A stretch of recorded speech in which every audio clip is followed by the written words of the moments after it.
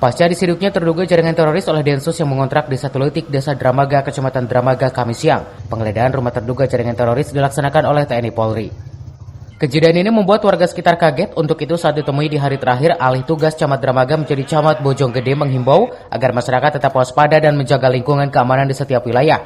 Tentunya para pemilik kontrakan segera melaporkan data masyarakat baru terhadap RT dan RW. Berdasarkan info dari Forkopimcam ya, dari Pak Kapolsek dan juga Kamil, alhamdulillah di kampung Situletik di Desa Dramaga, Kecamatan Dramaga terjadi penangkapan yang diduga bagian dari jaringan terorisme. Ya, ini masih dalam proses penyidikan. Kita masih juga menampung informasi selanjutnya. Berharap dan juga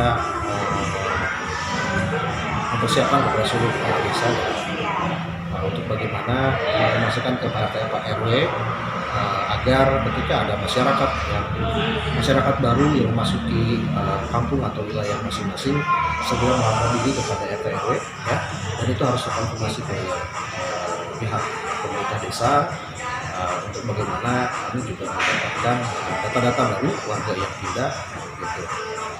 Sehingga tidak terjaring bahwa betul warga tersebut adalah warga yang akan masuk atau berdomisili di Kecamatan Dramaga secara administratif. Dari Dramaga, Kabupaten Bogor, Iman Abdurrahman melaporkan.